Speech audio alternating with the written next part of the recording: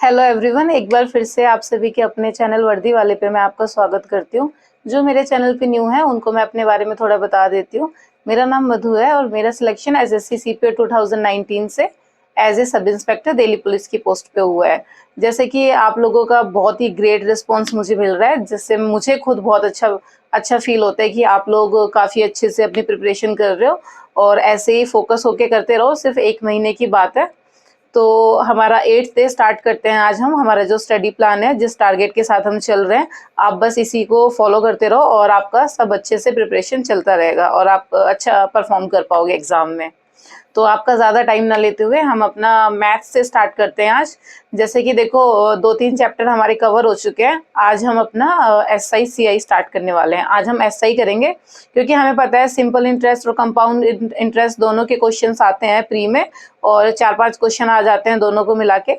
तो एसआई के आज करने वाले हैं कि सिंपल इंटरेस्ट के मोस्ट इम्पॉर्टेंट क्वेश्चंस कौन कौन से बनते हैं। तो आज हम 2 टाइप के क्वेश्चन मैं आपके साथ डिस्कस करने वाली हूँ और आपको ये क्वेश्चंस प्रैक्टिस करने हैं। तो फर्स्ट टाइप का क्वेश्चन मैं आपको बता देती हूँ कि जो आपको करना है प्रैक्टिस।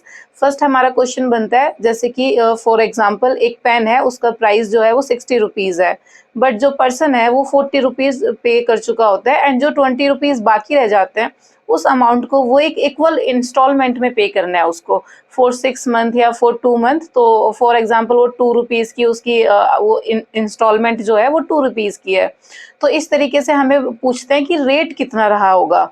तो ये क्वेश्चन बहुत ही अच्छे लेवल वाला क्वेश्चन होता है और सबसे इम्पॉर्टेंट क्वेश्चंस में से एक है सिंपल इंटरेस्ट का। तो आप अपना कॉन्सेप्ट क्लियर कर लो, नहीं तो राकेश यादव की बुक में बहुत ही इजी मेथड है, उस तरीके से आप करो क्वेश्चंस। तो ये वाले क्वेश्चन टाइप आपको क्लियर करना है। और सेकंड मैं आपको बता देती हूँ, सिंपल बहुत ही इजी होता है ये। इसमें क्या होता है कि सेकंड फॉर एग्जांपल मैं आपको बता देती हूँ सेकंड टाइप का क्वेश्चन कौन सा बनता है सिंपल इंटरेस्ट का। सेकंड टाइप का क्वेश्चन होता है कि हमारा एक पर्टिकुलर अमाउंट है, वो 3 साल बाद 8 टाइम्स हो जाता है। तो जब वो 64 टाइम्स होगा तो हमें टाइम पीरियड पूछा जाता है। ये बहुत ही इजी क्वेश्चन होता है, बट आपको क्लियरिटी होनी चाहिए कि किस टाइप से उस क्वेश्चन को करना है, क्योंकि अगर हम फॉर्मूला बेस्ड जाएं तो वो क्वेश्चन बहुत लेंथी हो जाता है। तो डायरेक्टली शॉर्ट ट्रिक से आप जाओ तो वो बहुत ही ईजी हो गया। ऐसा ही आपको पता चला, उसी के रेशो में आप अपना टाइम पीरियड निकाल सकते हो। तो ये क्वेश्चन इस तरीके से आपको अप्रोच रखनी है। अगर फिर भी किसी को मेथड की प्रॉब्लम हो रही है कि इस वाले क्वेश्चन को कैसे अप्रोच करें, तो राकेश यादव की बुक में आप देख सकते हो, राकेश यादव के जो क्लास नोट्स है। इसके बाद देखो, ये क्वेश्चन आपको राकेश यादव की बुक से करने के बाद प्रीवियस ईयर क्वेश्चंस में आपको इजीली मिल जाएंगे। आप वहां से किरण की बुक से कर सकते हो प्रीवियस ईयर क्वेश्चन जो हैं सीपीओ के, और नहीं तो आप इजीली सीपीओ के सीजीएल के भी कर सकते हो, उसमें भी ये क्वेश्चंस आते हैं। तो ये हमारा मैथ्स का था। इसमें आप अप्रोक्स आई होप कि आप 100 क्वेश्चन डेली प्रैक्टिस करते होंगे, क्योंकि देखो इतने क्वेश्चन प्रैक्टिस करने ही पड़ेंगे। नेक्स्ट हमारी इंग्लिश की बात कर लेते हैं हम। हमारे 8th डे का आपको इंग्लिश का क्या स्टडी प्लान रहने वाला है। आज हम क्वेश्चन टैग आपको करने हैं। क्वेश्चन टैग देखो बहुत ही छोटा सा और इम्पॉर्टेंट टॉपिक है। क्वेश्चन टैग से मेंस में भी क्वेश्चन पूछे जाते हैं। ऐसा नहीं है कि सिर्फ आपके प्री में इम्पॉर्टेंट है, वो बहुत ही छोटा सा टॉपिक है। तो आज आप उसके रूल्स वगैरह पढ़ो अच्छे से, और अच्छे से उसको देखो कि किस तरीके से क्वेश्चन टैग लगाना होता है और उसमें क्या क्या मिस्टेक्स जो कॉमन होती है वो आपको करनी है अच्छे से। तो क्वेश्चन टैग इतना छोटा सा टॉपिक है कि आज ही आप उसके रूल्स देख के आज ही उसको प्रैक्टिस कर सकते हो। तो आप किरण की बुक से आज ही क्वेश्चन टैग के सारे क्वेश्चंस लगाओ, क्योंकि वो बहुत छोटा सा टॉपिक है, तो एक ही दिन में उसको निपटाना है। तो आप एक ही दिन में आज उसको खत्म कर दो। तो ये हमारा इंग्लिश वाला पोर्शन है कि आपको क्वेश्चन टैग करना है आज 8th डे। छोटा सा टॉपिक है, आई होप कि आप आज उसको कर ही लोगे। वो कैब को देखो, मैं डेली आपको बता ही रही हूँ, आपको वो कैब का वही सेम ही पोर्शन करना है। एमपी पब्लिकेशन से 1 वर्ड करना है और ईडीएम फ्रेज करना है। एक बहुत ही मतलब स्पेसिफिक है। ऐसा नहीं है कि 1 वर्ड जो ईडीएम फ्रेज है वो बहुत ही ज़्यादा मतलब वाइड नहीं है उनका सिलेबस। वो बहुत ही थोड़ा सा ही दिया हुआ है एमपी पब्लिकेशन में भी, या मैंने आपको ऑनलाइन मेंटर वाली जो बुक सजेस्ट की है आप उनसे कर लीजिए।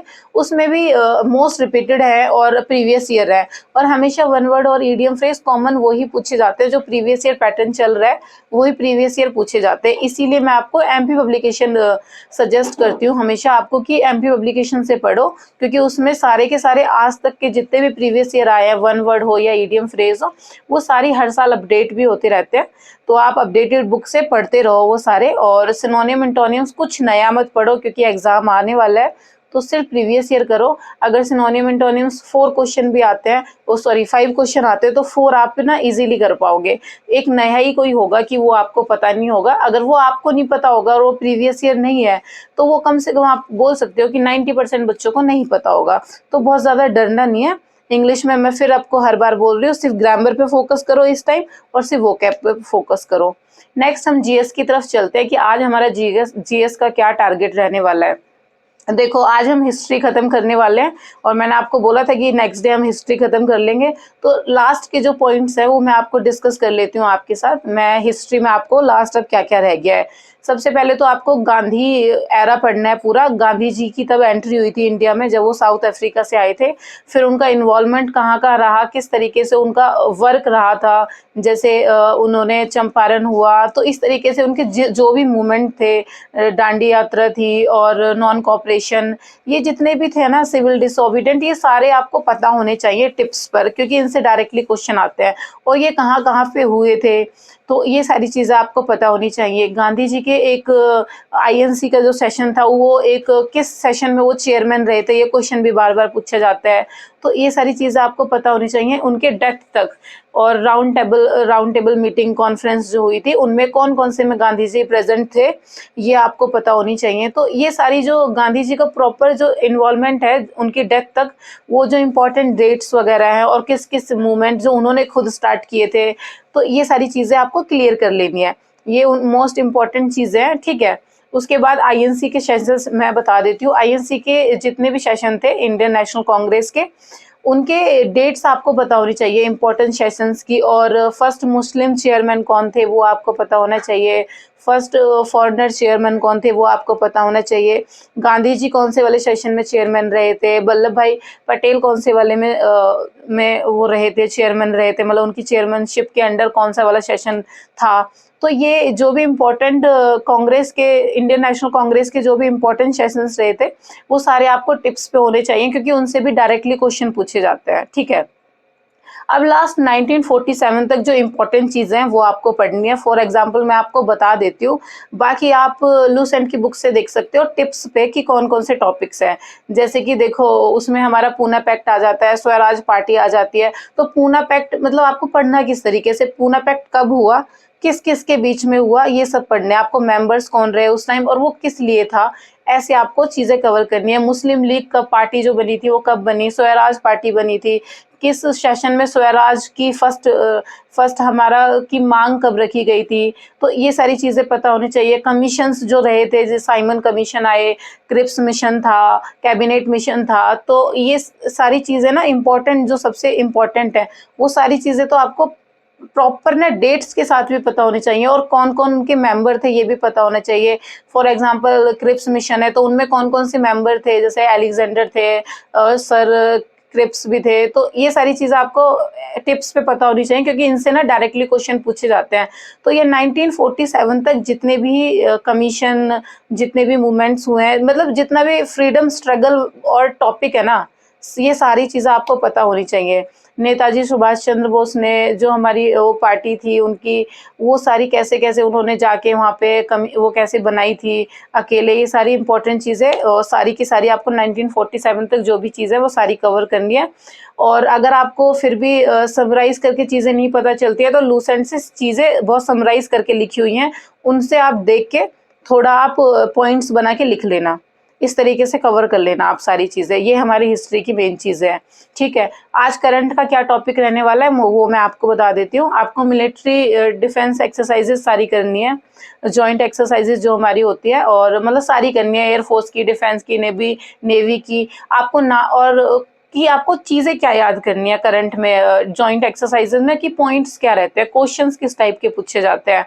आपको ये पता होना चाहिए उनके नाम क्या है, जैसे वरुण है, गरुड़ है, सूर्य किरण है, इस तरीके से कि नाम क्या है उनके, और वो किस किस कंट्री के बीच में हुई है, कौन कौन सी कंट्री इन्वॉल्व हुई हैं, एंड लास्ट में कि वो कहाँ पे हुई हैं, किस फोर्स की एक्सरसाइज है, कहाँ पे एक्सरसाइज हुई है, और कौन कौन सी कंट्री के बीच में हुई है, एंड उसका नाम क्या है। ये सारी चीज़ें आपको क्लियर करनी है, और आपको 2022 की सारी पढ़नी है। 2022 में जितनी भी हुई हैं वो सारी आपको अपडेट होनी चाहिए करंट, क्योंकि देखो अब ऐसा नहीं होता कि एसएससी 3-4 महीने का पूछता है। अब एसएससी क्या करते हैं कि काफ़ी लंबे टाइम तक तो वो पूछ ही रहा है। तो 2022 का जो पोर्शन है ना वो सारा अपडेट होना चाहिए आपका करंट को लेके। तो ये करंट का टॉपिक आज आपको करना है। लास्ट हम अपनी रीजनिंग पे आ जाते हैं कि हमारा रीजनिंग का क्या टॉपिक रहने वाला है। रीजनिंग में पेपर फोल्डिंग वाला करना है आपको, जो पंच होल्स वाले क्वेश्चंस होते हैं। जैसे कि फॉर एग्जांपल अगर आपको समझ नहीं आ रहा है तो मैं बता देती हूँ। जैसे कि पेपर फोल्ड कर देते हैं, उसको कटिंग कर देते हैं या पंच कर देते हैं, तो हमसे पूछा जाता है कि जब उसको ओपन करेंगे तो उसका इमेज किस तरीके से शो होगा हमें।